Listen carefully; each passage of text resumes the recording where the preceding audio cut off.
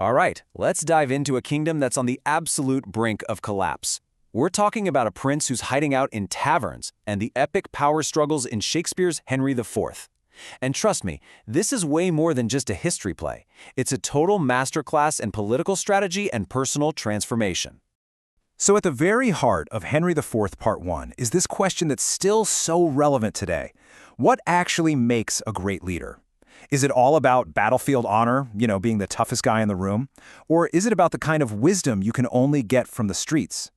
This play really forces you to think about it, showing us a kingdom that's literally being ripped in two. And right from the get-go, Shakespeare sets up this incredible split screen. On one side, you've got a king desperately fighting to hold his kingdom together. And on the other, you've got the heir to the throne, Prince Hal, who looks like he's doing everything he can to throw it all away. Okay, so let's dig into the state of the kingdom itself. Now, on the surface, everything might seem fine, but if you look just a little bit closer, you'll see these massive cracks starting to form, and believe me, they run deep. King Henry is busy fighting off enemies on his borders, but the real danger, the biggest threat, isn't from the outside at all. It's coming from within. It's coming from the powerful Percy family, the very same guys who helped him get the crown in the first place. This is so much more than a simple disagreement. It's a complete breakdown of loyalty that could unravel the whole kingdom. And what's so fascinating is that this entire mess really hinges on the collapse of this basic, unwritten deal. See, the Percys feel like the king owes them big time, and the king feels like the Percys owe him their absolute loyalty. Well, when that trust completely shatters, so does the peace of the entire kingdom. But this breakdown of trust, it doesn't just happen out of nowhere. It's lit like a fuse by one man's incredible, explosive pride. So let's take a look at the real catalyst for this civil war, the young, fiery warrior they call Hotspur. You can actually watch the whole road to rebellion unfold in 3 fatal steps. It all kicks off with Hotspur's flat-out refusal, which is basically a public slap in the face to the king. But the real point of no return, that's when the king rejects Hotspur's request to ransom his kinsman, Mortimer. See, the king's not just trying to punish Hotspur, he's trying to protect his own shaky claim to the throne.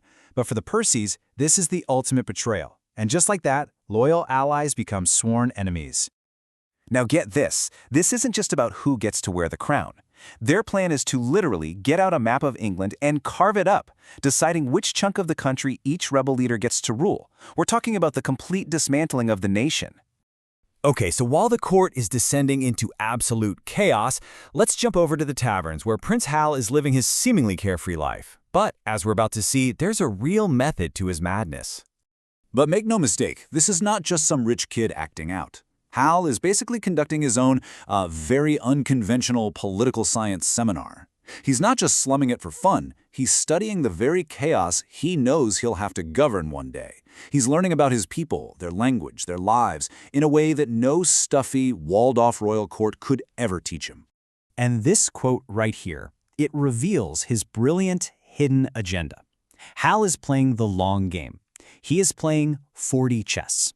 By deliberately lowering everyone's expectations and building this reputation as a total screw-up, he knows that when he finally does turn things around, his reformation, it's going to seem that much more amazing. It's a masterful bit of political theater. So you've got Hal, right? And he's being pulled in 2 totally different directions by these 2 father figures. On one side, there's his actual father, the king, who represents order, duty, all that serious stuff. But then there's his surrogate dad, the hilarious, larger-than-life knight Falstaff, who embodies the wild freedom and chaos of the tavern. And Hal knows he has to learn from both of them to become the leader he needs to be. Okay, this is it. This is the turning point where the 2 storylines we've been following, the political crisis and Hal's personal journey, are about to smash right into each other. The rebellion starts to fall apart just as Hal decides it's time to become the prince he was always meant to be. And you want to know the rebellion's fatal flaw? It's all ego. It's built on personal pride, not any kind of unified vision. So while Hal is learning how to bring 2 different worlds together, these rebels can't even agree on one. They're too busy arguing over who gets which piece of the pie to remember they actually have to win the kingdom first. Their obsession with their own honor becomes their undoing. Meanwhile, back at the palace, Hal is facing his own day of reckoning. In this incredibly powerful scene, his father just unloads years of disappointment on him. And this is the moment the entire play has been building to. The mask comes off. The games are over. Hal finally steps up and commits to his duty as prince.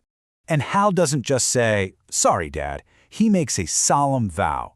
He promises he will take on Hotspur, England's most celebrated warrior, in single combat and claim all of that honor for himself. This sets up this intense personal rivalry that will literally decide the fate of the nation. So, the stage is set. All roads have led to this. Let's head to the Battle of Shrewsbury, where a prince finally becomes a king in the making. And when we get to the battlefield, bam, Hal's transformation is complete. In 3 huge, decisive moments, he proves he's mastered what it means to be a king. He shows incredible valor by saving his father's life. He claims true honor by defeating Hotspur one-on-one. And he demonstrates wisdom by restoring order after the battle is won. It's the ultimate payoff to his journey. Think of it like this. This victory isn't just about winning a fight. It's a symbolic transfer of power.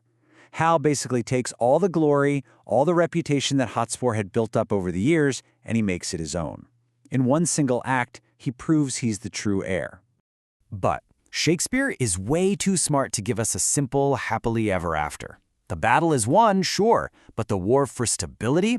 That's never really over. The victory at Shrewsbury puts down one rebellion, but the play makes it crystal clear that being a leader is a constant, never-ending struggle to keep chaos from taking over. The work is never done. Because in the end, Hal has done something incredible. He successfully fused the two halves of his life. He has the discipline he learned from his father, the king, and the street smarts and worldly understanding he got from his time with Falstaff. He has become the exact leader England needs. Which brings us right back to that question from the beginning. What makes the ideal leader? Is it the person who masters the battlefield, or the one who truly understands the tavern? Well, Shakespeare's answer seems pretty clear. It's that rare, special person who has learned to master both.